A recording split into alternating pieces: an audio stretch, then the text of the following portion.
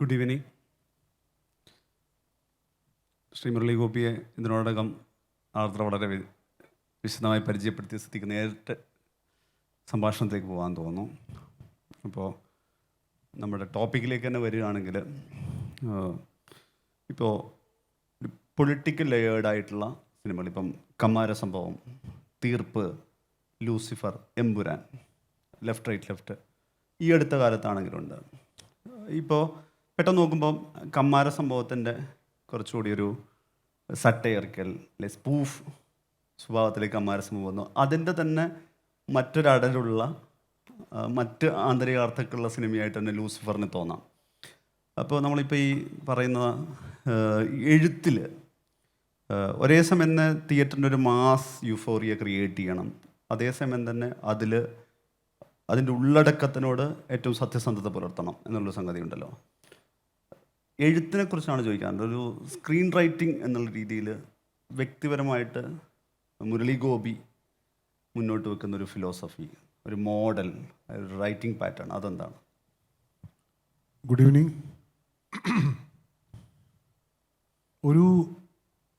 ഒരു screen play എഴുതുമ്പോൾ അത് മറ്റേതൊരു സർഗ പ്രക്രിയയും പോലെ തന്നെയാണ്.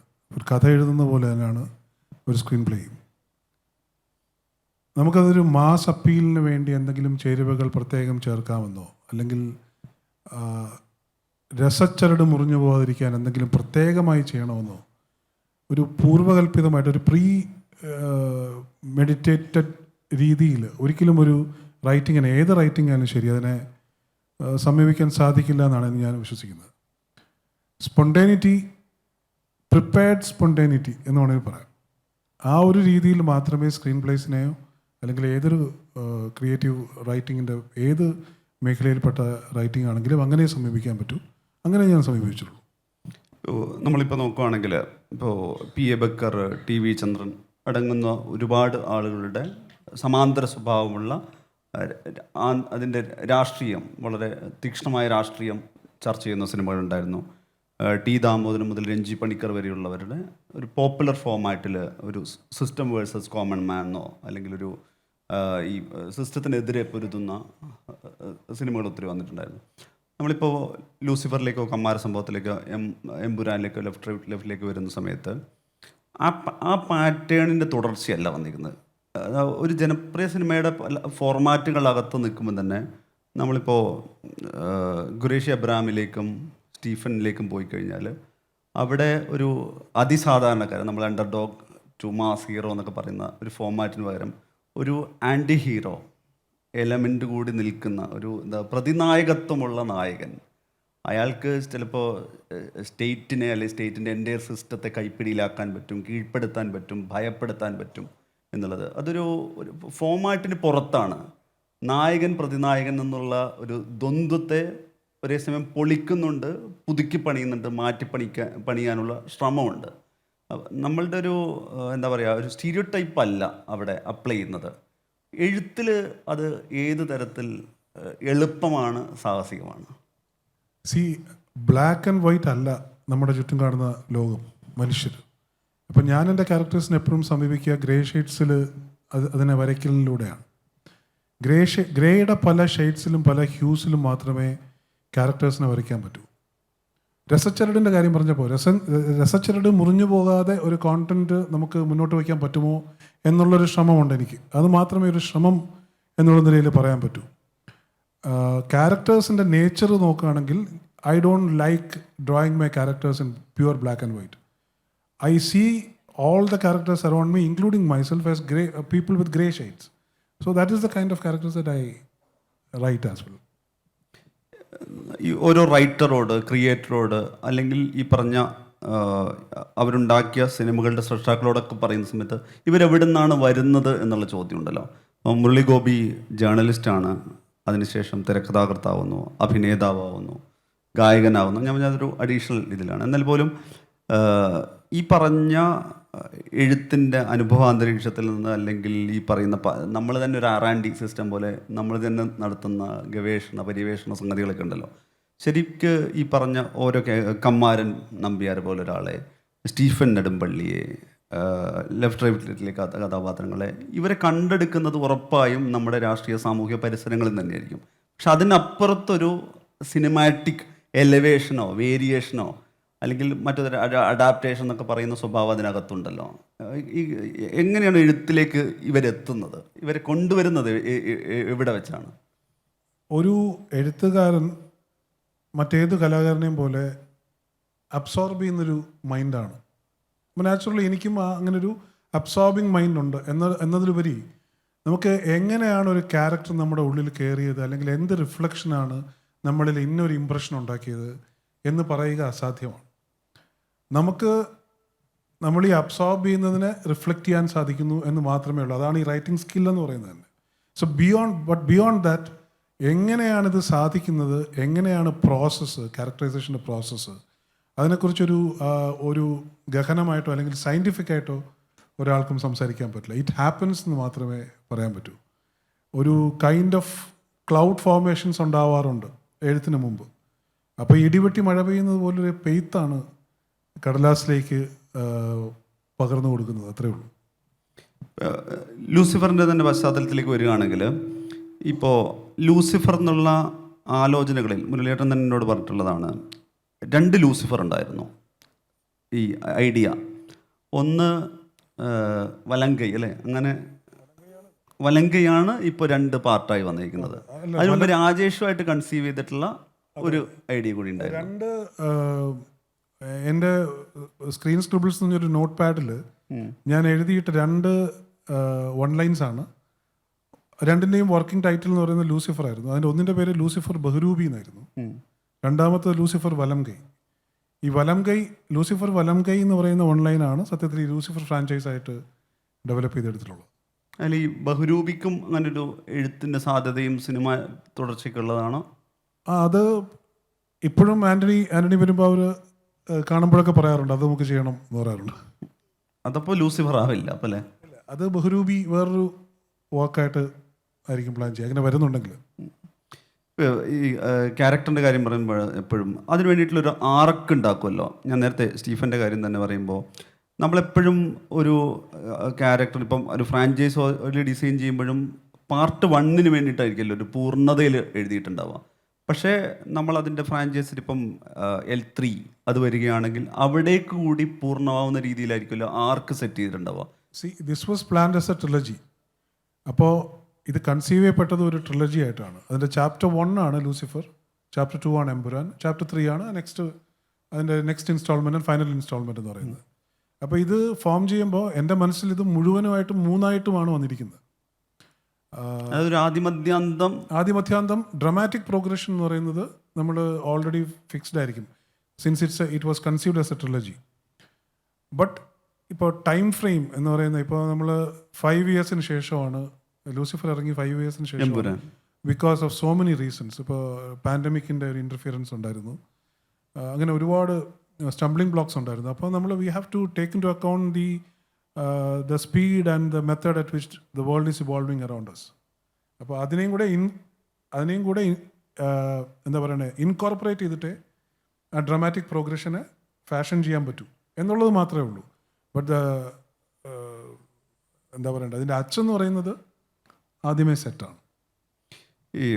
ഇപ്പം എഴുത്തിൻ്റെ കാര്യത്തിൽ തന്നെ വന്നു കഴിഞ്ഞാൽ, ഇപ്പം ഞാൻ പറയുന്നത്, ഇപ്പോൾ ലെഫ്റ്റും ഈ അടുത്ത കാലത്ത് ടിയാൻ അടക്കമുള്ള ഓരോ സിനിമകൾ എടുത്തു കഴിഞ്ഞാൽ അതിനെ തദ്ദേശീയമായിട്ട് നിർത്താൻ ശ്രമിച്ചിട്ടേ ഇല്ല. നമ്മളെപ്പോഴും പറയില്ല, മലയാളത്തിൽ നിന്നൊരു പൊളിറ്റിക്കൽ അറ്റ്മോസ്ഫിയറിലുള്ള സിനിമസ് വരുമ്പം അതിൻ്റെ നമ്മൾ പറയുന്നത് വേൾഡ് സെറ്റപ്പ് ചെയ്യുന്നത് കേരളത്തിനകത്താവാം, അല്ലെങ്കിൽ ചിലപ്പോൾ മലബാറിലായിരിക്കാം, തെക്കൻ കേരളത്തിലാവാം എന്നുള്ളത്. അപ്പോൾ അങ്ങനൊരു അതിൻ്റെ ജിയോഗ്രഫി എന്നുള്ള രീതിയിൽ അതെവിടെയാണ് കൺസീവ് ചെയ്യുന്നത്? കാരണം ഞാൻ ഇതുകൂടി പറയാം, ഇപ്പം എമ്പുരാനിലേക്ക് വരുന്ന സമയത്ത് അത് ഒരുപാട് രാജ്യങ്ങളിലേക്ക് നമ്മൾ ഒരു ഗ്രാൻഡ് നെറേറ്റീവ് എന്ന് പറയുന്ന പോലെ തന്നെ അത് ഇന്ത്യക്ക് പുറത്തേക്ക് പോകുന്നുണ്ട്, കാട്ടലിന് പല രാജ്യങ്ങളിലേക്ക് പോകുന്നുണ്ട്. ഒരുപക്ഷെ മലയാള സിനിമ മുമ്പ് എക്സ്പ്ലോർ ചെയ്യാത്ത ഇടങ്ങളിലേക്ക്, അല്ലെങ്കിൽ വാർ സോണിലേക്ക്, പോസ്റ്റ് വാർ സിനാരിയോയിലേക്കൊക്കെ അങ്ങനെ പോകുന്നുണ്ടല്ലോ.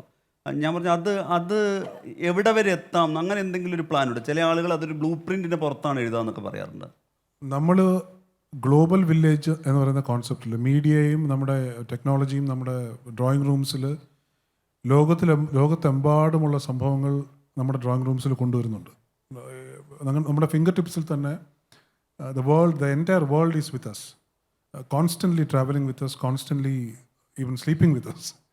അപ്പോൾ അങ്ങനെയുള്ളൊരു വേൾഡിൽ നമ്മുടെ കോൺഷ്യസ്നെസ്സിൽ റീജിയനാലിറ്റിയേക്കാൾ കൂടുതൽ ലാർജർ ട്രൂത്ത്സും കൂടെ റിഫ്ലക്റ്റ് ചെയ്യും. അത് ഗ്ലോബൽ ട്രൂത്ത് ആയിരിക്കും, ഒരു നാഷണൽ റിയാലിറ്റി ആയിരിക്കും,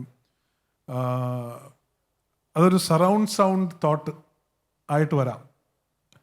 അപ്പോൾ എൻ്റെ ഈ ലൂസിഫർ എന്നുള്ള തീം കൺസീവ് ചെയ്യുമ്പോൾ തന്നെ it had its global perspective to it. അപ്പോൾ നാച്ചുറലി അത് തീമാണ് ഡിസൈഡ് ചെയ്യുന്നത്. അതിന് എത്രത്തോളം ജോഗ്രഫിക്കലായിട്ടുള്ള പടർപ്പ് അതിന് വേണം എന്നുള്ളത് ഒരു തീമാണ് ഡിസൈഡ് ചെയ്യുന്നത്. ഇപ്പോൾ ലെഫ്റ്റ് റൈറ്റ് ലെഫ്റ്റ് പോലൊരു സിനിമയ്ക്കോ ഈ അടുത്ത കാലത്തോ പോലൊരു സിനിമയോ എഴുതാനിരിക്കുന്ന ആളല്ല കമാര സംഭവം എഴുതുമ്പോഴോ അല്ലെങ്കിൽ ടിയാൻ എഴുതുമ്പോഴോ അല്ലെങ്കിൽ ലൂസിഫർ ഫ്രാഞ്ചൈസ് എഴുതുമ്പോഴോ ഇരിക്കുന്ന ആൾ. ഈ ആളിൽ തന്നെ ഒരു നടൻ പല കഥാപാത്രങ്ങളിലേക്ക് പരകായ പ്രവേശം ചെയ്യുന്നത് പോലെ റൈറ്റേഴ്സും ശരിക്ക് അത് ചെയ്യുന്നുണ്ട്. Because the person who is writing say ഈ അടുത്ത കാലത്ത് is not the same person who is writing കമാര സംഭവം. He is not the same person who is writing Tiyaan. There is a mode change within us. അപ്പോൾ അത് നാച്ചുറലായിട്ട് സംഭവിക്കുന്ന ഒരു കാര്യമാണ്. അപ്പം നമ്മൾ we don't consciously select the geography of our screenplay, it get selected by itself. ഇപ്പോൾ എഴുതിയ സിനിമകളിൽ നമ്മളൊരു ഭൂരിപക്ഷം സിനിമകൾ എടുത്താൽ അവിടെ ഈ പറയുന്ന സാമൂഹ്യ രാഷ്ട്രീയ പശ്ചാത്തലം അല്ലെങ്കിൽ വർത്തമാനകാല രാഷ്ട്രീയം പശ്ചാത്തലമാവുന്നുണ്ട്. പക്ഷേ പലപ്പോഴും ഇത്തരം സിനിമകൾ വരുന്ന സമയത്ത് നടന്നു കഴിഞ്ഞ സംഭവങ്ങളെ ഏതെങ്കിലും തരത്തിലൊരു സിനിമാറ്റിക് സ്വഭാവത്തിലേക്ക് മാറ്റുകയാണ് ചെയ്യുന്നത്. പക്ഷേ ഇവിടെ തീർപ്പിലെ ഒഴിപ്പിക്കലടക്കമുള്ള രംഗങ്ങൾ നോക്കിയാൽ പ്രിയദർശിനിയുടെ ഈ ഡി സീൻ എടുത്ത് നോക്കിക്കഴിഞ്ഞാൽ, അല്ലെ ലൂസിഫറിലെ ഒരു കോർപ്പറേറ്റ് മീഡിയ ബൈ നടക്കുള്ള സീൻ നോക്കിക്കഴിഞ്ഞാൽ ഒരുതരം പ്രവചനാത്മകത തോന്നുന്നുള്ളതാണ്. അവിടെ ഞാൻ പറഞ്ഞൊരു ജേർണലിസ്റ്റിക് വ്യൂ പോയിന്റ് കൂടി ഇൻ്റഗ്രേറ്റഡ് ആവുന്നതാണോ, അല്ലെങ്കിൽ ഒരു സാമൂഹ്യ രാഷ്ട്രീയ ആശങ്കയുള്ള ഒരു എഴുത്തുകാരൻ അതിലേക്ക് ഇൻകോർപ്പറേറ്റ് ആവുന്നതാണ്. അത് പിന്നീട് സംഭവിക്കുമ്പോൾ ആളുകൾ ഈ ക്ലിപ്പ് എടുത്തിട്ട് ഇത് നേരത്തെ ലൂസിഫറിൽ കണ്ടിരുന്നല്ലോ, തീർപ്പിൽ ഇങ്ങനെ ഒരു സീൻ, ഇപ്പോൾ ബുൾഡോസർ രാജു വന്ന സമയത്ത് തീർപ്പിൽ ഇങ്ങനെ ഒരു സീൻ ഉണ്ടായിരുന്നു, അല്ലെങ്കിൽ ഈ മഞ്ജു വാര്യരെ ഏജൻസികൾ കൊണ്ടുപോകുന്ന സീൻ വന്ന സമയത്ത് ഇത് നേരത്തെ നമ്മൾ സിനിമയിൽ കണ്ടല്ലോ എന്നുള്ളത്, അല്ലെങ്കിൽ യഥാർത്ഥ സംഭവത്തെ അധികരിച്ച് സിനിമ ആവാറുണ്ട്. സിനിമ ആയതിനു ശേഷം അതിനൊരു പ്രവചനാത്മക സ്വഭാവം വരുന്നു എന്നുള്ളത് എനിക്കൊന്ന് 3-4 സിനിമകളിൽ ശരിക്കും പറയാം. അത് കമാര സംഭവത്തിലാണെങ്കിൽ പോലും ഇതിനു വേണ്ടിയിട്ട് മാനിപ്പുലേറ്റ് ചെയ്തിട്ട് ഒരു ലീഡർ ഫിഗർ ഉണ്ടാക്കിയെടുക്കുന്നു ഉള്ള സംഗതിയൊക്കെ വന്നിട്ടുണ്ടല്ലോ. ചരിത്രത്തിനെ വളരെ പാഷനേറ്റ് ആയിട്ട് നമ്മൾ പഠിച്ചാൽ, അല്ലെങ്കിൽ ചരിത്രത്തിൻ്റെ ഒരു വളരെ പാഷനേറ്റ് ആയിട്ടുള്ളൊരു വായനക്കാരനായാൽ, അതിൽ നിന്ന് നമ്മൾ റിഫ്ലക്റ്റീവായിട്ടൊരു കാര്യം ചെയ്താൽ അതിൽ പ്രവചനാത്മകത വരുന്നത് സ്വാഭാവികമാണ്. ഇതൊരു കോൺഷ്യസ് ആയിട്ടുള്ളൊരു ഡിസിഷൻ അല്ല. ആവർത്തന സ്വഭാവം എന്നുള്ളതാണോ? അല്ല, പ്രവചനാത്മകത സംഭവിക്കാൻ സാധ്യതയുള്ള കാര്യങ്ങളെ നമ്മളറിയാതെ നമ്മളൊരു ഒരു ഒരു എന്താ പറയുന്ന ഒരു ഇറ്റ് ക്യാൻ ഹാപ്പൻ, ഒരു പ്രഡിക്റ്റബിൾ എന്നല്ല, പ്രഡിക്റ്റീവ് നേച്ചർ റൈറ്റിങ്ങിൽ വരാൻ സാധ്യതയുണ്ട്. അതിന് നമ്മുടെ ഒരു ഇൻട്രസ്റ്റ് ആണ് അതിന് വഴിവെക്കുന്നത്. അല്ലാതെ ഒരു കോൺഷ്യസ് ആയിട്ടുള്ളൊരു I am going to predict this, I will predict this എന്നൊരു ശാഠ്യത്തിൽ നിന്നല്ല അത് ഉണ്ടാകുന്നത്. നമ്മുടെ പാഷൻ, ഹിസ്റ്ററിയിലുള്ള പാഷൻ, നാച്ചുറലി ഹിസ്റ്ററി റിപ്പീറ്റ്സ് എന്ന് പറയുമല്ലോ. അഗെയിൻ നമ്മൾ we are forcing a repetition and it will happen in a while എന്നുള്ളൊരു ഫീൽ ഉണ്ടാവുന്നതിലൂടെയാണ് ഈ പ്രവചനാത്മകത വരുന്നതെന്നാണ് എനിക്ക് തോന്നുന്നത്. അതൊരു കോൺഷ്യസ് എഫേർട്ടല്ല. ഈ പ്രീ പാൻഡമിക് പോസ്റ്റ് പാൻഡമിക് ആണ് L1, 2 ലൂസിഫർ ഇതും വരുന്നത്. ഈ 2 സിനിമ ഇപ്പം നമുക്കറിയാം, എമ്പുരാൻ എന്ന് പറയുന്നത് അതിൻ്റെ വിവാദം ചർച്ചകൾക്കൊക്കെ അപ്പുറത്ത് 2025 ഏറ്റവും കൂടുതൽ കളക്ട് ചെയ്ത മലയാള സിനിമകളിലൊന്നായിരുന്നു. ലൂസിഫർ നോക്കിക്കഴിഞ്ഞാലും ഒരു എല്ലാ മലയാളി ഡയസ്പോറിലേക്ക് എത്തുന്ന വിധത്തിൽ അതുവരെയുള്ള മലയാള സിനിമയുടെ എല്ലാ കളക്ഷൻ റെക്കോർഡും ബ്രേക്ക് ചെയ്തിട്ടുണ്ടായിരുന്നു. നമ്മളെപ്പോഴും പറയുന്നത് ഈ സബ്ജക്റ്റ് എക്സ്പേർട്ട് മാസിലേക്ക് കടന്നു കഴിഞ്ഞാൽ അതിന് മാസിൻ്റെ ഏറ്റവും വലിയ ക്രിയേറ്ററായി മാറും എന്നുള്ളത്. ഈ മാസ് യുഫോറിയ അല്ലെങ്കിൽ തിയേറ്ററിനകത്തെ മാസിലേക്ക് ഇത് എൻഗേജഡ് ആവണം, അതേസമയം തന്നെ നമ്മൾക്ക് പറയാൻ ഉദ്ദേശിക്കുന്നത് പറയണം എന്നുള്ള നിലയ്ക്കാണോ? എങ്ങനെയാണ് ഇതിനെ കൺസീവ് ചെയ്യുന്നത്? ഞാൻ പറഞ്ഞത് തിയേറ്ററിൽ കൂടി കയ്യടി നേടുമ്പോഴാണല്ലോ അതിൻ്റെ സക്സസ് ഉണ്ടാകുന്നത്. ഞാനൊരു മെയിൻ സ്ട്രീം സിനിമയുടെ ആരാധകനാണ്. അപ്പോൾ എനിക്ക് തിയേറ്ററിൽ എൻജോയ് ചെയ്ത ആൾക്കാർ ഒരു സിനിമ കാണുകയും അതിനെ കൈയടിച്ച് വോട്ടവർ എങ്ങനെയുള്ള റെസ്പോൺസസ് ഉണ്ടാക്കുന്ന സിനിമകൾ, തിയേറ്റർ മാസ് വ്യൂയിങ്ങിന് അത് ഉണ്ടാക്കുന്ന സിനിമകൾ എനിക്കിഷ്ടമാണ്. ആസ് എ വ്യൂവർ എനിക്ക് കാണാൻ ഇഷ്ടമാണ്. അപ്പോൾ ഞാൻ എഴുതുന്ന സിനിമകളിലും എൻ്റർടൈൻമെൻറ്റിൻ്റെ കോഷ്യൻറ്റിനെ ഞാൻ ഒരിക്കലും കുറച്ച് കാണില്ല. അപ്പോൾ അത് നമ്മൾ ഇൻഗ്രെയിൻഡ് ആയിട്ടുള്ളൊരു ഇതാണ്. Because I want my film to be entertaining. Whether it is entertaining or not അത് എൻ്റെ കയ്യിലുള്ളതല്ല.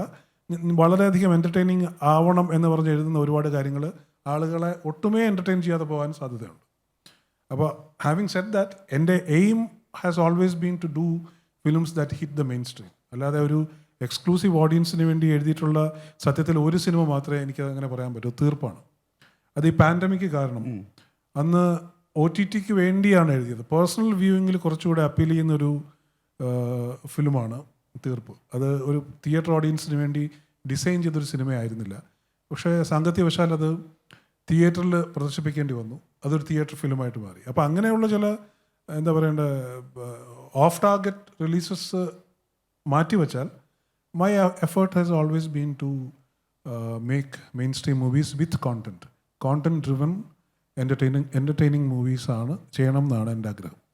ഇപ്പോൾ നമ്മൾ നോക്കിയാൽ ഈ എപ്പോഴും സൂപ്പർ സ്റ്റാർസ് അല്ലെങ്കിൽ ഓരോ ഇൻഡസ്ട്രിയിലും സൂപ്പർ സ്റ്റാർസിന് ചില സിനിമകൾ അഡീഷണൽ ടാങ്ക് അല്ലെങ്കിൽ ഒരു സൂപ്പർലേറ്റീവ്സിലേക്ക് പ്ലേസ് ചെയ്യാറുണ്ട്.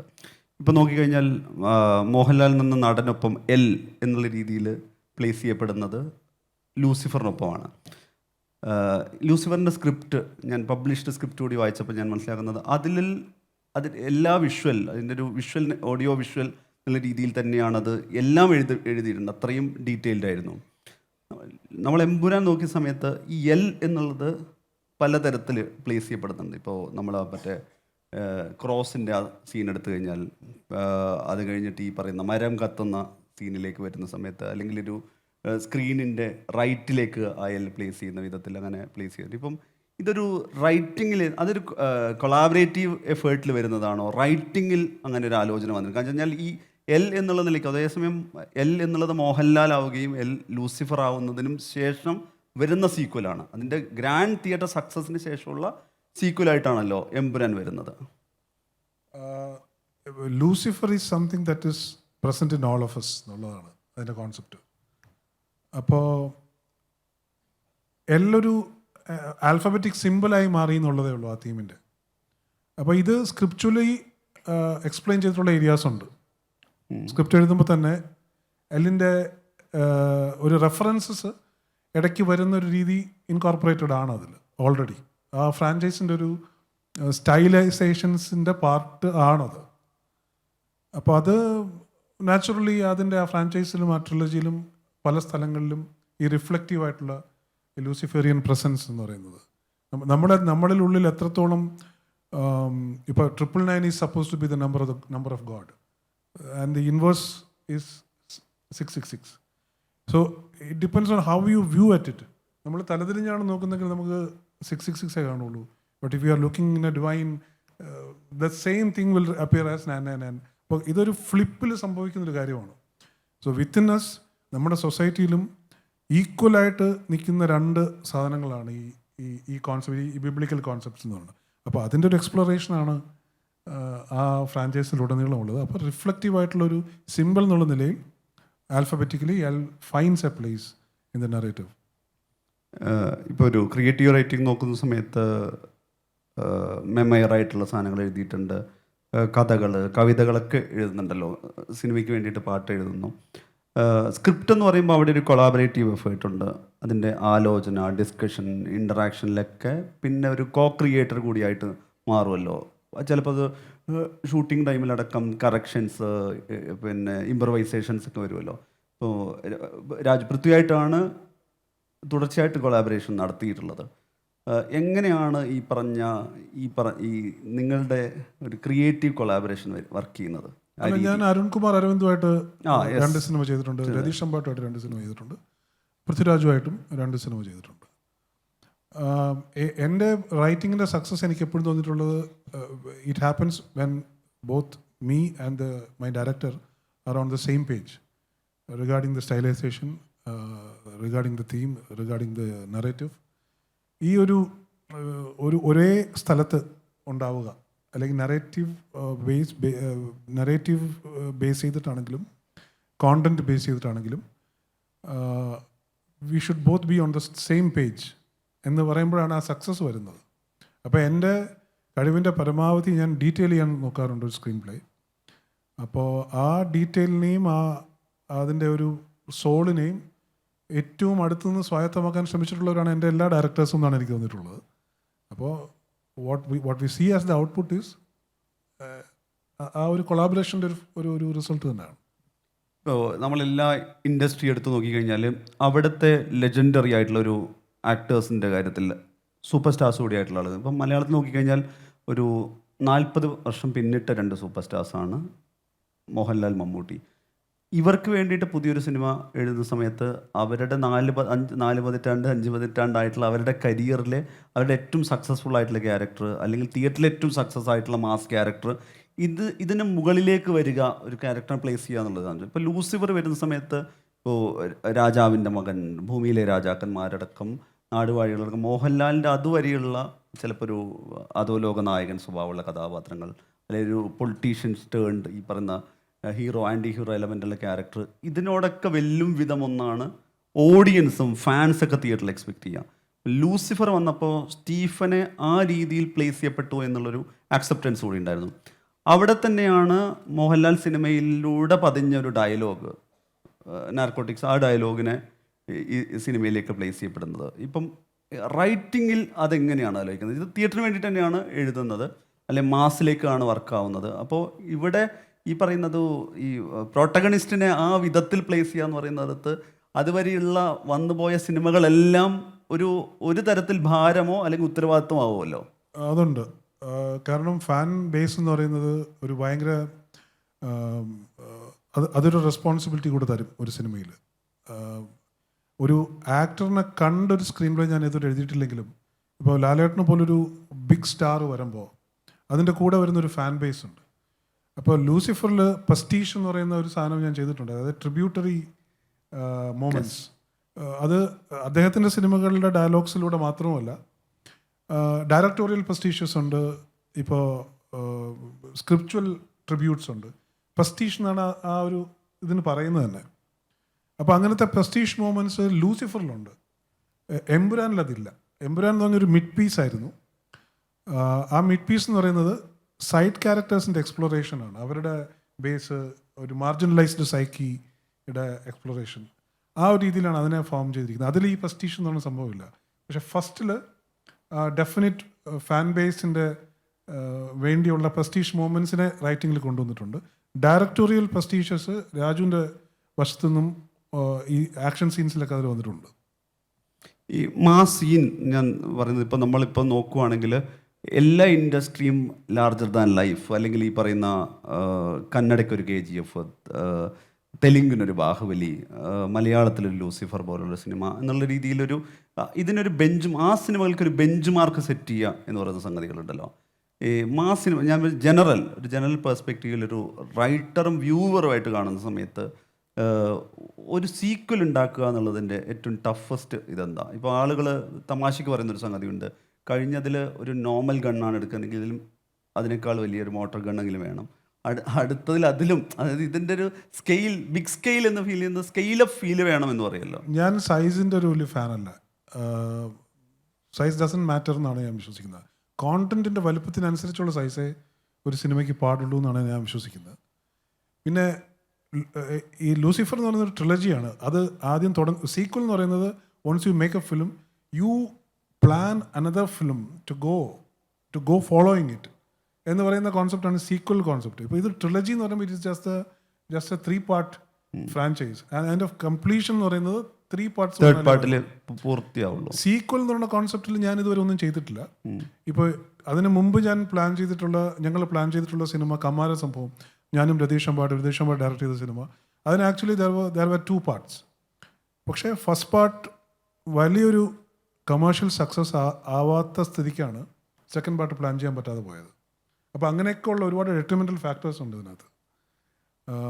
നമ്മുടെ ആദ്യത്തെ പാർട്ട് കമേഴ്ഷ്യലി സക്സസ്ഫുൾ ആവണം, എന്നാലേ അടുത്ത പാർട്ട് ഉണ്ടാക്കാൻ പറ്റൂ. അങ്ങനെയൊക്കെയുള്ള ഒരുപാട് നിബന്ധനകളുണ്ട് ഈ ഏരിയയിൽ. മുരളിയായിട്ട് ഈ ട്രിബ്യൂട്ടറി ഫാക്ടർ പറഞ്ഞതുകൊണ്ട് പറയുകയാണ്, ഇത് ഫ്യൂച്ചർ സമ്മിറ്റിൽ കൂടിയാണ് നമ്മൾ ഇരിക്കുന്നത്. ഇപ്പോൾ നമ്മൾ നോക്കിക്കഴിഞ്ഞാൽ ഇപ്പോൾ ഒരു AI വരവും സംഗതിയൊക്കെ വരുന്ന സമയത്ത് നമ്മുടെ സിനിമയിലേക്ക് ഇപ്പോൾ മഞ്ഞുമല ലോക പോലത്തെ സിനിമ നോക്കുകയാണെങ്കിൽ അതിൻ്റെ മ്യൂസിക്കൽ പാർട്ടിലാണെങ്കിലും ഒരു പഴയതിനെ പുതുതായിട്ട് കൊണ്ടുവരുന്നൊരു സംഗതി, അല്ലെങ്കിൽ നമ്മളുടെ നൊസ്റ്റാൾജിയയുടെ ഒരു ഇൻ്റഗ്രേഷൻ ഗംഭീരമായിട്ട് നടക്കുന്നുണ്ട്. ഓഡിയൻസ് അതിലേക്ക് ബ്ലെൻഡ് ആവുന്നുണ്ട്. അപ്പോൾ ഒരു കാലത്ത്, അതായത് നമ്മളുടെ 80s ഏറ്റവും ബെസ്റ്റിനെ, അന്നത്തെ മാസ്റ്റർ സ്റ്റോറി ടെല്ലേഴ്സിനെ, അല്ലെങ്കിൽ അതിൻ്റെ അന്നത്തെ മാസ്റ്റർ ക്രാഫ്റ്റിനെ പുനരവതരിപ്പിക്കുക, പുതിയ രീതിയിൽ അവതരിപ്പിക്കുക എന്നുള്ളൊരു ട്രെൻഡ് വരുന്നുണ്ട്. ഇപ്പോൾ നാളെ ഇപ്പോൾ ഒരുപാട് പേര് സീസൺ റീമേക്ക് ചെയ്യണമെന്ന ആഗ്രഹം പറയുന്നതിന് പിന്നിൽ സീസൺ എന്ന് പറയുന്ന സിനിമയോട്ടുള്ളൊരു എക്സൈറ്റ്മെൻ്റ് ആണ്. അതുകൊണ്ട് ഒരു സമയത്ത് സക്സസ് ആവാത്ത പോയ സിനിമകളായിരിക്കാം പുനരവതരിപ്പിക്കാൻ ആഗ്രഹം. അപ്പോൾ ഒരു ട്രെൻഡ് എന്ന് പറയുന്ന സാധനം എവിടെയോ ഒരു പൊളിഞ്ഞു മാറുന്നു, അല്ലെങ്കിൽ അതിനെ അപനിർമ്മിക്കുന്ന രീതിയിലൊക്കെ കാര്യങ്ങൾ പോകുന്നുണ്ട്. ഇപ്പം ഇനിയുള്ള എഴുത്ത്, ഇനിയുള്ള ആസ്വാദനം, ഇനിയുള്ള സിനിമാ കാഴ്ച എന്നുള്ളതിൽ ഈ പറയുന്ന പുതുക്കിപ്പണിയിലാണോ പൊളിച്ചു പണിയിലാണോ, അല്ലെങ്കിൽ ഒരു എന്ത് തരത്തിലുള്ള മാറ്റമായിരിക്കാം ഒരു പക്ഷേ സംഭവിക്കാൻ പോകുന്നത്? ഈ പറഞ്ഞത് ഒരു ട്രെൻഡാണല്ലോ. അതെ. ഞാൻ പേഴ്സണലി റീമേക്സിൻ്റെ ഒരു ഫാൻ അല്ല. കാരണം റീമേക്ക് ചെയ്യുമ്പോൾ ടെക്നോളജിക്കലി നമുക്കൊരു ക്ലാസിക്കിനെ കുറച്ചുകൂടെ ടെക്നിക്കലി പെർഫെക്റ്റ് ആയിട്ട് ചെയ്യാൻ പറ്റും എന്നുള്ളത് ഒഴിച്ചാൽ ശരിക്കും അതൊരു എനിക്ക് തോന്നിയിട്ടുള്ളത് അതൊരു it shows some kind of a disrespect towards the original makers എന്നുള്ളതാണ്. കാരണം നമ്മൾ പെട്ടെന്നൊരു ജനറേഷനിൽ പുതിയ ഒരു റീമേക്ക് കാണുമ്പോൾ അവർ പറയും naturally the tendencies because it is well made, മറ്റതിനേക്കാൾ നല്ലത് ഇതാണല്ലോ എന്ന് പറയുന്നത് അതിനുള്ളൊരു ട്രിബ്യൂട്ടായിട്ട് എനിക്ക് തോന്നിയിട്ടില്ല. ആ റീമേക്ക് എന്ന് പറയുന്നത് it may not act as a tribute to the original. So I always want to leave the originals as such. I don't want to remake them myself. But having said that, ഇപ്പോൾ ഈ nostalgia revisit ചെയ്യുക എന്ന് പറയുന്നത് അത് എക്കാലത്തും ഒരു ഒരു ഒരു ഒരു ഒരു സെയിൽസ് ഓപ്ഷനാണ്. അത് നമുക്ക് എല്ലാവർക്കും ഇഷ്ടമുള്ളൊരു കാര്യമാണ്. നമ്മൾ കേട്ടു മറന്ന അല്ലെങ്കിൽ കണ്ടു മറന്നൊരു കാര്യം നമ്മുടെ മുന്നിൽ വേറൊരു രൂപത്തിൽ അവതരിച്ച് കാണുന്നതും ഒക്കെ കാണുവാനും രസിക്കുവാനും നമുക്ക് എല്ലാവർക്കും ഇഷ്ടമാണ്. ബിക്കോസ് നമ്മൾ ബേസിക്കലി കേരളം എന്ന് പറയുന്നത് നൊസ്റ്റാൾജിയ ഒരുപാട് ഫീഡ് ചെയ്യുന്ന ഒരു സ്റ്റേറ്റും കൂടെയാണ്. സോ അതൊരു that's another way of entertaining people. That's all. സിനിമയുടെ കാര്യത്തിൽ എനിക്ക് തോന്നുന്നത് സിനിമയുടെ കാര്യത്തിൽ ഒരു പൊതുതത്വമൊക്കെ ആയിട്ട്, അല്ലെങ്കിൽ പൊതുതത്വമോ പൊതുബോധമൊക്കെ ആയിട്ട് എവിടെയോ ഉറച്ചു പോയൊരു സാധനമാണ് സിനിമ. ഉറപ്പായും സിനിമ സ്വാധീനിക്കുന്നുണ്ട്. അപ്പോൾ സിനിമയുടെ ദുസ്വാധീനം എന്ന് പറയും. ഇപ്പം ദൃശ്യത്തിന് ശേഷം സമാന സ്വഭാവത്തിൽ നടന്ന എല്ലാ ക്രൈമിനെയും ദൃശ്യം മോഡൽ എന്ന് പറയുന്ന ഒരു മാധ്യമ നിർമ്മിത സംഗതി ഉണ്ടായിരുന്നു. ഇപ്പോൾ അതിൽ തന്നെ വയലൻസിൻ്റെ കാര്യത്തിൽ, വയലൻസ് എന്ന് പറയുന്ന സാധനത്തിൽ സമൂഹത്തിലേക്ക് വയലൻസിനെ ഉൽപ്പാദിപ്പിക്കുന്നതിൽ, വയലൻസിൻ്റെ ആധിക്യം ഉണ്ടാക്കുന്നതിൽ സിനിമ സ്വാധീനമായി മാറുന്നുണ്ട് എന്നുള്ളത് നമ്മൾ നോക്കുമ്പോൾ സിനിമയുടെ കാര്യത്തിൽ ഗൺ ഷോട്ടുകളുള്ള, അല്ലെങ്കിൽ ഈ പറയുന്ന ഇതടക്കം എടുത്ത് കുത്തുന്ന രീതിയിലൊക്കെ ഞാൻ വയലൻസിൻ്റെ ഇൻറ്റൻസ് ഇതൊക്കെ കാണാണ്ട്, അല്ലെങ്കിൽ പോയറ്റിക് വയലൻസ് സ്വഭാവത്തിലൊക്കെ വയലൻസിനെ വലിയ രീതിയിൽ പ്ലേസ് ചെയ്യപ്പെടുന്നുണ്ട്. പക്ഷേ സമൂഹത്തിലെ വയലൻസ് അല്ലെങ്കിൽ ഹിംസാത്മകതയുടെ ഒരു പ്രധാന കാരണമെന്നോ സ്വാധീനമെന്നോ എന്നുള്ള രീതിയിൽ സിനിമ പ്ലേസ് ചെയ്യപ്പെട്ടിട്ടുണ്ട്. അത് ഒട്ടും ശരിയായിട്ടുള്ളൊരു ഒബ്സർവേഷൻ അല്ല എന്നാണ് എനിക്ക് തോന്നിയിട്ടുള്ളത്. കാരണം നമ്മുടെ മോഡേൺ ഹിസ്റ്ററി എടുത്ത് നോക്കുകയാണെങ്കിൽ ഏറ്റവും വലിയ രക്തച്ചൊരിച്ചിലുണ്ടായിട്ടുള്ളത് ഒരു സിംഗുലർ ഇവൻ്റ് എടുത്ത് നോക്കുകയാണെങ്കിൽ സെക്കൻഡ് വേൾഡ് വാറാണ്. And before that the first world war. Second world വാറിൻ്റെ the kind of cruelty that went into that war, personal ലെവലിലും മാസ് ലെവലിലും ഹ്യൂജ് വയലൻസ് ഉണ്ടാക്കിയിട്ടുള്ള വാറാണത്. അപ്പോൾ അതിൻ്റെ മെയിൻ പ്ലെയേഴ്സ് ആയിട്ടുള്ള, ഇപ്പോൾ if you take the case of Mussolini or Hitler or Joseph Stalin, മേജറായിട്ടുള്ള വയലൻസ് സയൻസിലൂടെയും ഓർഡേഴ്സിലൂടെയും ഓർഡർ ചെയ്തിട്ടുള്ളവരാണ് അവർ. ഹിറ്റ്ലറിൻ്റെ കാലത്ത് സിനിമ അതിൻ്റെ ശൈശവഘട്ടത്തിലാണ്. ശൈശവഘട്ടത്തിൽ എന്ന് പറയുമ്പോൾ ഒരു കുറച്ചൊന്ന് അഡ്വാൻസ്ഡ് ആണ്. ഒരുപാട് അനക്ഡോട്ടൽ സോഴ്സസ് പറയുന്നത് ഹിറ്റ്ലറിൻ്റെ ഫേവറേറ്റ് മൂവി എന്ന് പറയുന്നത് സ്നോ വൈറ്റ് ആൻഡ് ദ 7 ഡ്വാർഫ്സ് എന്നുള്ള സിനിമയാണ്. അദ്ദേഹം ഏറ്റവും കൂടുതൽ തവണ കണ്ടിട്ടുള്ളത് ഈ സിനിമയാണെന്നാണ് പറയുന്നത്, സ്നോ വൈറ്റ് ആൻഡ് ദ 7 ഡ്വാർഫ്സ്. അദ്ദേഹത്തിൻ്റെ മറ്റൊരു ഇഷ്ട സിനിമ എന്ന് പറയുന്നത് കിങ് കോങ് ആണെന്ന് പറയും. 1933 ഇറങ്ങിയ King Kong, he use to watch it 18 times എന്ന് പറയും ഇൻ ഹിസ് ഹോം തിയേറ്റർ. ഇതൊക്കെ അനക്ഡോട്ടൽ സോഴ്സസിൽ നിന്നാണ്. Mussolini was so much in love with his own propaganda films that he was not that keen on other films എന്ന് മുസോളിനിയെ കുറിച്ചും പറയും. Joseph Stalin Tarzan ഫിലിംസിൻ്റെ ഫാനായിരുന്നു. അപ്പോൾ ഇവരൊക്കെ ഈ സിനിമ കണ്ടിട്ടാണോ ഈ വയലൻസ് കാണിച്ചിരിക്കുന്നത്? അപ്പോൾ വയലൻസ് എന്ന് പറയുന്നത് നമ്മുടെ ഇൻഹറൻ്റ് ആയിട്ടുള്ളൊരു ഹ്യൂമൻ ടെൻഡൻസിയാണ്. If a man wants to exhibit or give vent to his violence, അതിന് ഒരു എക്സ്ക്യൂസും ആവശ്യമില്ല. സിനിമ കണ്ടിട്ടാണ് പറയുന്നത്, കണ്ടിട്ടാണ് ഇത് ചെയ്യുന്നതെന്ന് പറയുന്നത് ഒരു എക്സ്ക്യൂസ് മാത്രമാണ്. Violence has always been in human DNA. ഇന്ന് അത് ശരിക്കും എൻ്റെ ഓർമ്മ ലോർഡ് ബൈറൻ ആണോ മാർക്വി ഡീസൈഡ് ആണോ പറഞ്ഞതെന്ന് അറിയില്ല. In the human soul cruelty crouches like a beast chained but eager to spring എന്നാണ് ആ quote. In the human soul cruelty crouches like a beast chained through many social things but eager to spring എന്നാണ് ആ coat. ഈ കോട്ടെന്ന് പറയുന്നത് ശരിക്കും ഒരു 19th century കോട്ടാണ്. അപ്പോൾ അന്ന് അത് ഒബ്സർവ് ചെയ്തിട്ടുണ്ട്. ഈ ടെൻഡൻസി ഹ്യൂമൻസിനുണ്ട്. അതിന് കല ഒരിക്കലും ഒരു എക്സ്ക്യൂസായിട്ട് പറയാനും പറ്റില്ല. അതൊരു തെറ്റായ ഒബ്സർവേഷനുമാണ്. ആസ് ഐ സെഡ്, ഏറ്റവും വലിയ എന്താ പറയേണ്ട ജനസൈഡ് ഓർഡർ ചെയ്തിട്ടുള്ളവരും ഇൻഡിവിജ്വൽ ക്രൂവൽറ്റി ഏറ്റവും കൂടുതൽ കണ്ണടച്ചിട്ടുള്ളവരും ഒന്നും ശരിക്കും ഈ വയലൻറ്റ് ഫിലിംസിൻ്റെ ആരാധകരായിരുന്നില്ല. അവർ നമ്മൾ പറയുന്ന ഈ ചിൽഡ്രൻസ് ഫിലിംസിൻ്റെ Tarzan, Snow White and the 7 Dwarfs, King Kong മുതലായ വെസ്റ്റേൺ, ജോസഫ് സ്റ്റാലിൻ വെസ്റ്റേൺ ഫിലിംസിൻ്റെ വലിയ ആരാധകനായിരുന്നു എന്ന് പറയും. അതായത് ഈ പഴയ ജോൺ വെയിൻ്റെയൊക്കെ ഈ പ്രോട്ടോ വെസ്റ്റേൺ എന്ന് പറയുന്നത് പഴയ വെസ്റ്റേൺസ്, കൗബോയ് ഫിലിംസ്. അപ്പോൾ ഇതൊക്കെ കണ്ടു നടന്നിരുന്നവരാണ് ഇത് ചെയ്തിട്ടുള്ളത്. അപ്പോൾ അവരെ ഏത് സിനിമയാണ് ഇൻഫ്ലുവൻസ് ചെയ്തതെന്ന് ചോദിച്ചാൽ അതല്ല ഇൻഫ്ലുവൻസ് ചെയ്യുന്നതെന്നുള്ളത്. ഇപ്പോൾ എമ്പുരാന് ശേഷം ഇപ്പം ഞാൻ നോക്കുവാണെങ്കിൽ നമ്മുടെ ഒരു ഇൻഡസ്ട്രി നോക്കിക്കഴിഞ്ഞാൽ കഴിഞ്ഞൊരു 10 വർഷത്തിൽ കൂടുതലായിട്ട് സെൻസർഷിപ്പിനെ കുറിച്ച് ഏറ്റവും കാര്യമായി സംസാരിക്കുകയും അതുമായി ബന്ധപ്പെട്ട ഡിബേറ്റ്, കോൺവെർസേഷൻ, എഴുത്തുകൾ നടത്തിയിട്ടുള്ള ഒരാളാണ് മുരളി ഗോപി എന്ന് പറയുന്ന ക്രിയേറ്റർ, റൈറ്റർ, ആക്ടർ. എന്നാൽ ഏറ്റവും ഒടുവിൽ വന്ന മുരളി ഗോപി ചിത്രം തിയേറ്ററിൽ ഇറങ്ങിയതിന് ശേഷം സെൻസർ ചെയ്യപ്പെട്ടിട്ടുള്ള സിനിമയാണ്, അല്ലെങ്കിൽ സെൻസർഷിപ്പിൻ്റെ ഏറ്റവും ഭീകരമായ ഇത് വെട്ടേറ്റിട്ടുള്ളൊരു സിനിമയാണ്. ഇനി എഴുതുമ്പോൾ അതൊരു ആദിയോ ആശങ്കയോ ഭയപ്പാടോ ആയി മാറുമോ? കാരണം L3 എന്നുള്ളത് ട്രിലജിയിലാണ് ഈ ലൂസിഫർ പൂർത്തിയാവുക. ഭയം വന്നാൽ ആ മൊമെൻറ്റിൽ തീരുന്നൊരു കാര്യമാണ് ക്രിയേറ്റിവിറ്റി. കഴിയുന്നത്ര സമയം, ഇപ്പം നമുക്ക് അനുവദിക്കപ്പെട്ട സമയം എന്നേ പറയാൻ പറ്റൂ, എഴുതിക്കൊണ്ടിരിക്കുക എന്നുള്ളതേ ഉള്ളൂ. ഭയം വന്നു കഴിഞ്ഞാൽ ജോ ഡർ ഗയാ സംചോ മർ ഗയാ എന്നൊരു ഡയലോഗില്ലേ ഗബ്ബർ സിംഗിൻ്റെ ഷോലയിൽ, അത്രേ ഉള്ളൂ. അത് വന്നു കഴിഞ്ഞാൽ പിന്നെ നമുക്ക് എഴുതാൻ പറ്റില്ല. You just see what is going to happen എന്നുള്ളതേ ഉള്ളൂ. നമുക്ക് ഓഡിയൻസിൻ്റെ സൈഡിലോട്ടുള്ള ക്വസ്റ്റ്യൻസിലേക്ക് പോവാം. So good evening, sir. Myself, Dr. Ajay Krishnan. Yeah. My question is, നമ്മൾ ലൈഫിൽ ഒത്തിരി ടെൻഷൻസും കാര്യങ്ങളും എല്ലാവർക്കും ഉണ്ട്. അപ്പം നമ്മളൊരു മൂവി കാണാൻ പോകുമ്പോഴത്തേക്കും ചിലർക്ക് ഇഷ്ടം കോമഡി മൂവി ആയിരിക്കാം, ചിലർക്കൊരു ക്രൈം ത്രില്ലർ ആയിരിക്കാം, ചിലർക്കൊരു സെൻറ്റിമെൻ്റൽ മൂവി ആയിരിക്കാം, അല്ലെങ്കിൽ ഫാമിലി മൂവി ആയിരിക്കാം. ഞാൻ പറഞ്ഞു വരുന്നത് എന്താണെന്ന് ചിലപ്പോൾ സാറിന് മനസ്സിലായി കാണും.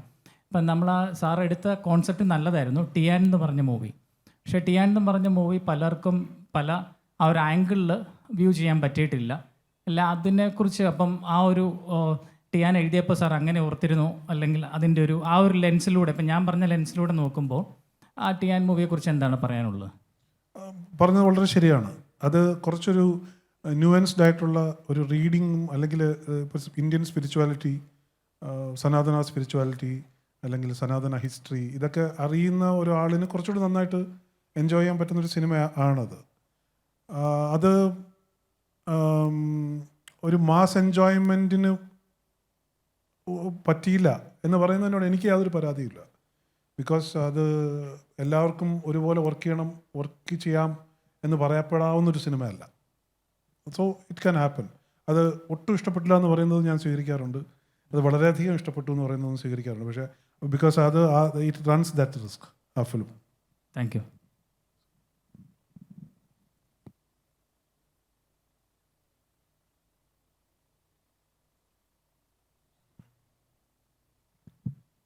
Hi, sir. My name is Rujit. Firstly, I'm a fan of your work, sir. And thank you. എൻ്റെ ചോദ്യം ഇതാണ്, like in your films, do the characters drive the story, or does the plot shape those characters? Both. At times, characters do drive the story forward. At other times, it could be the plot which is actually acting as a saucer to carry the characters forward. So it happens both ways. Thank you, sir. Thank you. Hi sir, എൻ്റെ പേര് ഇന്ദ്രൻ. ഞാൻ സാറിൻ്റെ വർക്ക്സിൻ്റെ huge ഫാനാണ്. ഒരു Murali Gopy cinema കാണുന്ന സമയത്ത് എൻ്റർടൈൻമെൻറ്റിനേക്കാൾ ഉപരി ഒരുപാട് ടേക്ക് അവേസ് കിട്ടാറുണ്ട്. So thank you so much for that. You're welcome. And എനിക്ക് ആക്ച്വലി 3 ക്വസ്റ്റ്യൻ ഉണ്ട്, ഞാൻ നോട്ട് ചെയ്ത് വെച്ചിട്ടുണ്ട് മറന്നു പോകാതിരിക്കാൻ. ആദ്യത്തെ ക്വസ്റ്റ്യൻ, ഒരു ചലഞ്ചിങ് ആയിട്ടുള്ളൊരു സിനാരിയോയിൽ ഒരു ആർട്ടിസ്റ്റ് ആളുടെ ആർട്ട് പോർട്രേ ചെയ്യുന്ന സമയത്ത്, സ്പെഷ്യലി സിനിമ, എന്തായിരിക്കും ഒരു സ്പെഷ്യലി ഇൻ സിനിമ റൈറ്ററുടെ റിസ്കിൻ്റെ സക്സസ് റേറ്റ് എത്രയായിരിക്കും അങ്ങനെയുള്ളൊരു സിറ്റുവേഷനിൽ? അതാണ് എൻ്റെ ആദ്യത്തെ ക്വസ്റ്റ്യൻ. റൈറ്ററിൻ്റെ റിസ്കിൻ്റെ എന്ന് പറഞ്ഞാൽ എനിക്ക് മനസ്സിലായില്ല. ഒരു ചലഞ്ചിങ് ആയിട്ടുള്ള ഒരു സിനാരിയോയിൽ സ്പെഷ്യലി ഒരു സിനിമ ചെയ്യുന്ന സമയത്ത് റൈറ്ററുടെ റിസ്കിൻ്റെ സക്സസ് റേറ്റ് എത്രയായിരിക്കും?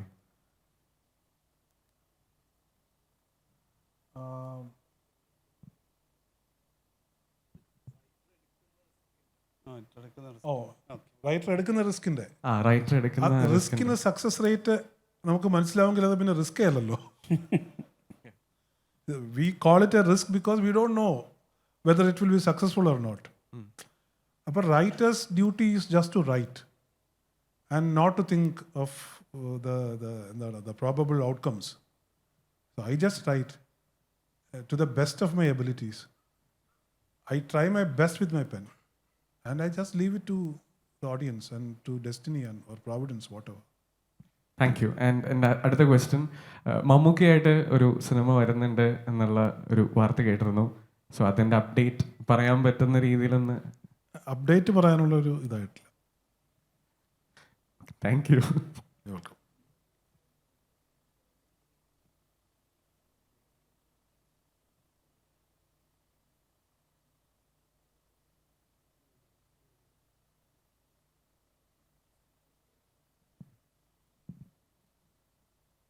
Hello, good evening, sir. Good evening. My name is Ajip George. I like your movies and also I enjoy your acting. Congratulations. Thank you. But although I like your movies, I have some kind of disagreements or some kind of questions to you. Like this is also not only just my personal question. Whenever I watch in YouTube some of the reviews, it's like some criticisms, no? Like, okay, Lucifer, let's take Lucifer. Lucifer, in our traditional understanding, it is something, an evil, it's a fallen angel or Iblis. In a movie itself, you are giving a description of the Lucifer. So, ഈവിളിനെ അല്ലെങ്കിൽ traditional അണ്ടർസ്റ്റാൻഡിങ്ങിലുള്ള ഈവിളിനെ are you trying to glorify or it is not only that movies. Also I heard some criticism about Tiyaan, that movie, the character of Prithviraj, the growth of that character, it goes through different state of religious ceremonies. So one criticism came in the social media is that Murali Gopi sir is something to the ഉളിച്ച് കടത്താൻ വേണ്ടി ശ്രമിക്കുന്നു, something like സൂപ്പർസ്റ്റിഷ്യസ്നെസ് or like ഈ ലൂസിഫറിൻ്റെ ചില visuals ഒക്കെ എടുക്കുകയാണെങ്കിലും എന്താണ് cross നമ്മൾ consider ചെയ്യുന്നത് something holy, you know. So the falling down on the cross with fire and also some of the fight scenes, no, the wood when it flames appears like a cross. So is there some hidden agenda for you to glorify what is being considered as good as evil? Or ഞാനത് പ്രത്യേകം പറയുന്നില്ല, നമ്മൾ സാറല്ല അത് തുടങ്ങി വെച്ചത്. നമുക്ക് എന്താണ് ഒരു വടക്കം വീരഗാഥ മൂവി എടുക്കുകയാണെങ്കിൽ നമുക്ക് മനസ്സിലാക്കാൻ വേണ്ടി സാധിക്കും. എങ്ങനെയാണ് MD, അതായത് ചതിയൻ ചന്തു എന്നാണ് വടക്കം പാട്ടുകളിൽ പാടിയിരുന്ന ചതിയൻ ചന്തു എങ്ങനെയാണ് ആ മൂവിയിൽ എന്താണ് ചതിയനല്ല, ആ ഒരു ട്രഡീഷണൽ ആയിട്ടുള്ള അണ്ടർസ്റ്റാൻഡിങ്ങിനെ മാറ്റി MD എഴുതിയത്. അതിൻ്റെ കണ്ടിന്യൂറ്റി ആണോ, അതോ ഈ ക്രിറ്റിസിസം വരുന്ന പോലെ മലയാള സിനിമയിൽ ഇല്ലുമിനാറ്റിൻ്റെ ഇൻഫ്ലുവൻസ് ഉണ്ട്, അത് അങ്ങനെ എന്തെങ്കിലും ഉണ്ടോ? അതായത് പുതിയ തലമുറയെ വഴിതെറ്റിക്കുക, ഈ വെള്ളം കൊണ്ടുവരിക, അങ്ങനെ എന്തെങ്കിലും അജണ്ട ഇതിലുണ്ടോ? ഇത് നേരിട്ട് ചോദിക്കാൻ സാധിച്ചതിൽ സന്തോഷമുണ്ട്. അങ്ങനെ ഒരു അജണ്ട ഇല്ല.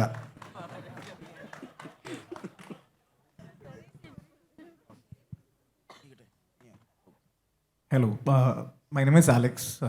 I'm a big fan of yours, and I'm also a writer. I write during my spare time. So my question is basically the process, the writing process, what you undertake usually. So, as our pen and paper kondano, do you use computer? Do you use screenplay softwares, or ആദ്യം പേപ്പറിൽ എഴുതിയിട്ട് പിന്നെ അത് കമ്പ്യൂട്ടറിലേക്ക് മാറിയാണോ, അതുപോലെ തന്നെ സിനോപ്സിസിലാണോ ആദ്യം പോകുന്നത്, അതോ സീൻ ഓർഡറിലേക്കാണോ പോവുക, എങ്ങനെയാണ് പോകുന്നതെന്നാണ്. പിന്നെ നമ്മളിപ്പോൾ ഒരു മംഗ്ലീഷ് എന്ന് പറയുന്ന ഒരു കോൺസെപ്റ്റാണല്ലോ എല്ലാവരും എഴുതുമ്പോൾ ഉപയോഗിക്കുന്നത്. Do you use language, what language you usually prefer in terms of writing? ഞാൻ മലയാളത്തിൽ എഴുതുമ്പോൾ എനിക്ക് പേനയും പേപ്പറും അല്ലാതെ എഴുതാൻ പറ്റില്ല. എനിക്ക് കീബോർഡിൽ അത് വർക്ക് ചെയ്യുകയില്ല. പക്ഷേ ഇംഗ്ലീഷ് ആണെങ്കിൽ എൻ്റെ ജേർണലിസ്റ്റിക് ഒരു ഒരു ഒരു പാസ്റ്റ് ഉള്ളതുകൊണ്ട് ഇംഗ്ലീഷ് ഞാൻ കൂടുതലും കീബോർഡിലാണ് ചെയ്യുക. Okay. My process is I write on paper and then I give it to my assistant. He will take printouts, key it in and take printouts. അതാണ് എൻ്റെ രീതി. ഓക്കെ. അതുപോലെ ഈ എൻവയോൺമെൻറ്റ് ചൂസ് ചെയ്യുമ്പോൾ ഇപ്പോൾ for example we spoke a lot about കുറേ dark മാറ്റേഴ്സും അല്ലെ അങ്ങനത്തെ കോൺസെപ്റ്റ്സൊക്കെ സിനിമാറ്റിക് യൂണിവേഴ്സസിൽ വരുന്നത്. സോ അത് it's also a psychological process the writer goes through, right? So when you, as you said, the grey shades and everything. So അങ്ങനെയുള്ള സന്ദർഭങ്ങളിൽ when you write, when that process actually goes on and you will have to go through different character shades, does it really affect your psychological level or? Yeah, it does. Because ഒരു writer, ഞാനത് നേരത്തെ പറഞ്ഞിട്ടുണ്ട്, writer when he rights, അത് ഒരു തരം there is a performance that is happening within him. As you write characters, as you write their lines, there is a kind of transmigration happening within. എന്തായാലും നമുക്കൊരു പെർസ്പെക്റ്റീവിൽ നിന്നിട്ട് ഒരു ക്യാരക്ടറിനെ അല്ലെങ്കിൽ ഒരു എന്താ പറയേണ്ട ഒരു ക്യാരക്ടറിനെ you have to personify that character to write his lines. അപ്പോൾ അതൊരു സൈക്കോളജിക്കൽ പ്രോസസ്സാണ്. Creativity involve certain kind of madness. അപ്പോൾ without that madness it is impossible to be a writer or an actor for that matter. കാരണം psychology involve ആണ്. Okay. അപ്പോൾ you have to have certain എന്താ പറയണ്ട ഒരു gaps between writings. അങ്ങനെയൊക്കെ ഉള്ള ഒരുപാട് to just be in. Okay, so you usually go for a solo space and എനിക്ക് മ്യൂസിക് പിന്നെ യാത്രകൾ അങ്ങനെയൊക്കെ ചെയ്യാറുണ്ട്. Okay. And the final piece of my question is like from early times when you started writing, so did you absorb a lot of content through books or അതുപോലെ തന്നെ ഒരു TV അല്ലെങ്കിൽ ഒരു സിനിമാറ്റിക് അതാണോ കൂടുതൽ അബ്സോർപ്ഷന് ഹെൽപ്പ് ചെയ്തത്, അതോ reading ആണോ കൂടുതൽ അബ്സോർപ്ഷന് ഹെൽപ്പ് ചെയ്തത്? എവറിഥിങ്. കാരണം നമ്മൾ absorption is not a conscious process. You do it subconsciously. അപ്പോൾ there is no need to look, you just keep observing എന്നുള്ളതാണ്. ഞാൻ അങ്ങനെയാണ് സെലക്ട് ചെയ്ത് I have to read that, I have to pick this film up, I have to see it. അങ്ങനെ ഒരു നിർബന്ധം എനിക്കില്ല. എൻ്റെ മുമ്പിൽ വരുന്ന എല്ലാം ഞാൻ വായിക്കാറുണ്ട്, എല്ലാം കാണാറുമുണ്ട്. പിന്നെ പുസ്തകം വായിക്കുന്നത് പോലെയും സിനിമ കാണുന്നത് പോലെയും ഇമ്പോർട്ടൻ്റ് ആണ് ജീവിതത്തിന് വായിക്കുകയും ജീവിതം കാണുകയും എന്നുള്ളത്. അപ്പോൾ അതിനും നമ്മൾ ഇന്ന സ്ഥലത്ത് പോയി ജീവിതം കാണാം എന്ന് വിചാരിക്കേണ്ട ആവശ്യമില്ല. നമ്മുടെ ചുറ്റും നമ്മൾ കാണാതെ പോകുന്ന ഓരോ നിമിഷവും നമ്മൾ മിസ് ചെയ്ത് പോകുന്ന ആയിരക്കണക്കിന് ആസ്പെക്ട്സ് ഉണ്ട് ലൈഫിൽ. അപ്പോൾ just keep your eyes open എന്നുള്ളത് മാത്രമേ ഉള്ളൂ. Okay, thank you sir.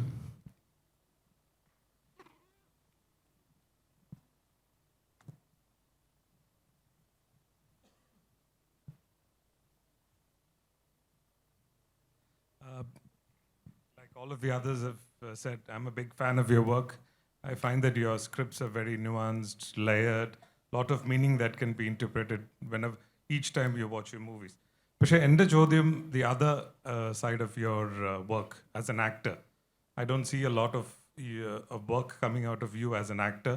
Is it സമയം കിട്ടാത്തതുകൊണ്ടാണോ, or do you not enjoy being an actor as much as being a writer? I do enjoy it.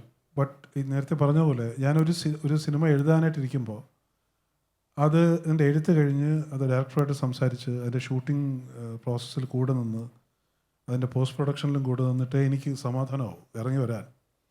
അപ്പോൾ അതുള്ളത് കൊണ്ട് ഒരുപാട് ഗ്യാപ്സ് ഉണ്ടാവാറുണ്ട് ആക്ട് ചെയ്യുന്നതിൽ.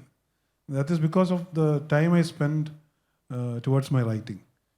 So it is something that I cannot resist, but it does create a dent and big gaps between my acting assignments. അത് ഞാൻ ഇപ്പോൾ കുറയ്ക്കാൻ നോക്കുന്നുണ്ട്, അത്രേ ഉള്ളൂ. I have a question. I'm the fan of yours, right? My question is like Robert De Niro or Anthony Hopkins in the movies we watch. It's like sometimes more than anything is the facial expression we watch the most. I mean, as far as I'm concerned, I do that. Now, certain movies of yours, for in specific,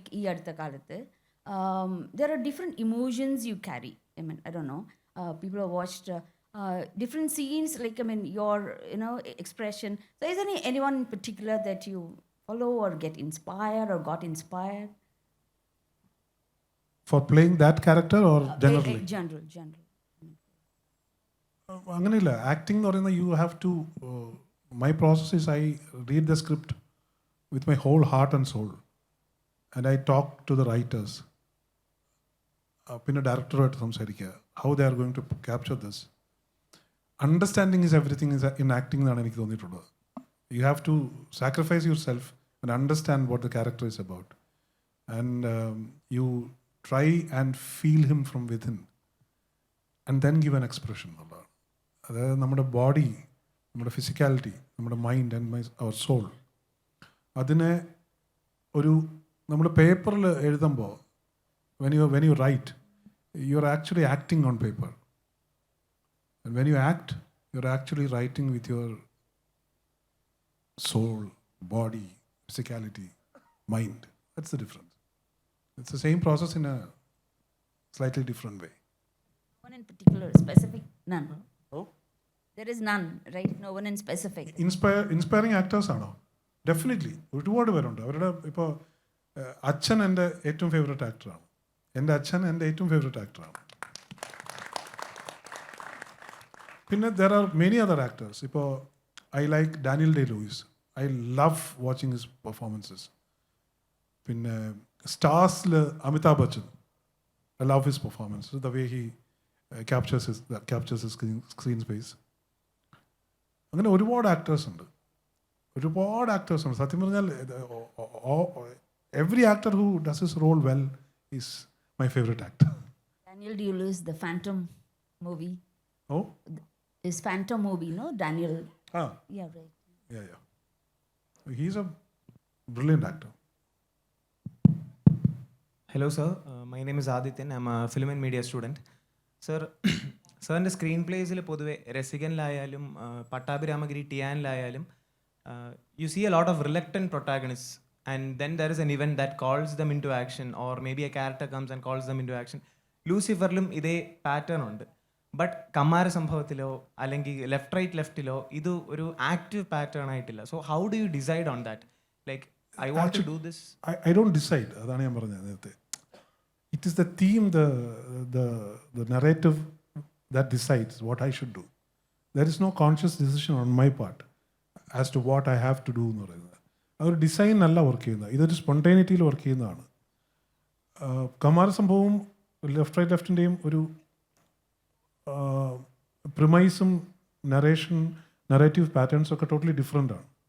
ടിയാനിലും ഈ പറഞ്ഞ പോലെ ലൂസിഫറിലും ഒരു ഡിസൈനുണ്ട്. അത് dictate ചെയ്യുന്ന ഡിസൈനാണ്. I just follow the designs, അത്രേ ഉള്ളൂ.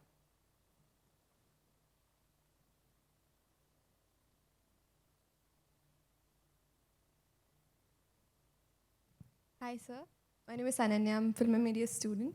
So I wanted to ask, while you name your characters, is there any hidden reason behind it, like പേര് ചൂസ് ചെയ്യുമ്പോൾ, or it's just random? പേര് ചൂസ് ചെയ്യുമ്പോൾ Yeah, ക്യാരക്ടേഴ്സിൻ്റെ your characters. ചില സമയത്ത് inspired ആയിട്ട് name nomenclature decide ചെയ്യാറുണ്ട്. ചില സമയത്ത്, ചില സമയത്തില്ല. അതിനൊരു റൂളില്ല.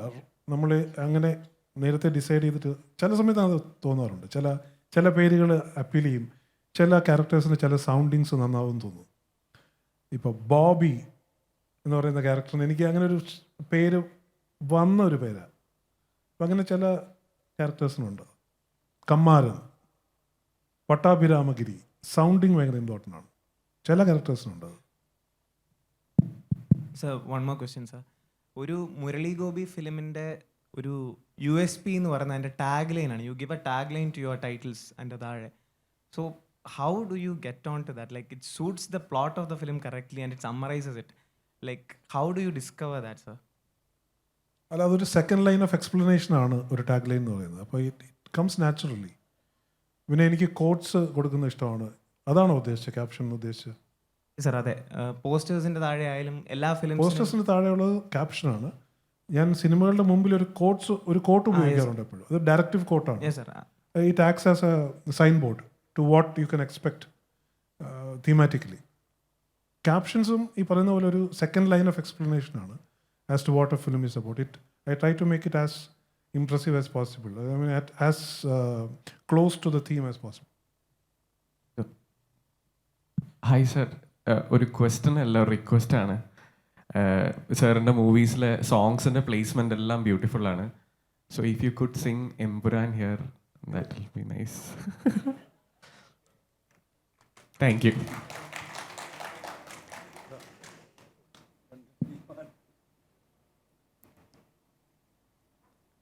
താരേ തീയെ നെഞ്ചിൽ കത്തും കാവൽ നാളമേ, ഈയാളും കാറ്റിൻ കണ്ണിൽ വാഴും മായാമന്ത്രമേ, മാരിപ്പേയെ കാണാക്കരയെ ആഴിത്തിര നീയേ, ഈ ഇരുളിൻ വാനിൽ നീറും നീ രാസൂര്യനേ, എതിരിയായിരം എരിയും മാനിടം, അതിരിടങ്ങളോ അടർക്കളം, തേടുന്നു നോറ്റുന്നു വാഴ്ത്തുന്നു കാക്കുന്നു താരാധിപന്മാർ നിന്നെ,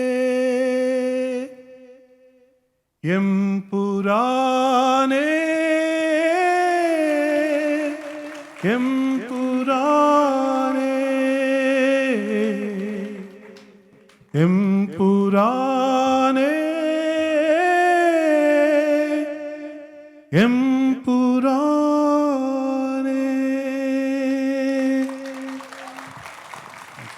What a fitting cinematic climax to that conversation. Thank you so much, Sri Murali Gopi, for that, and Sri Manish Narayan for getting in conversation with him. Final word undo from Manish, please. Thank you. Sorry for intervening. ഇവർക്ക് രണ്ടുപേർക്കും ഒരു സ്നേഹോപഹാരം നൽകുന്നതിന് വേണ്ടി ജെയിൻ യൂണിവേഴ്സിറ്റിയുടെ director of operations Shri Subi കുര്യനെ സാദരം വേദിയിലേക്ക് ക്ഷണിക്കുന്നു.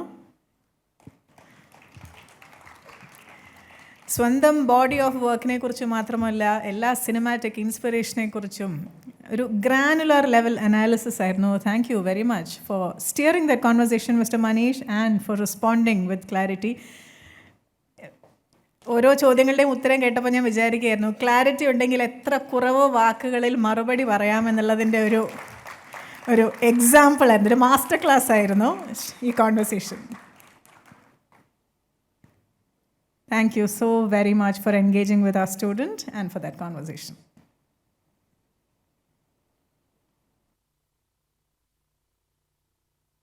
ശ്രീ മനീഷ് നാരായൺ ഇതൊരു 3-ാം 4-ാം പുരസ്കാരമായതുകൊണ്ടാണ് ഞാൻ പെട്ടെന്ന് വിട്ടുപോയി പറയാൻ. He's been steering conversations every evening. എല്ലാ ദിവസത്തെയും ക്ലൈമാക്സ് ശ്രീ മനീഷിൻ്റെ വകയാണ്. Thank U.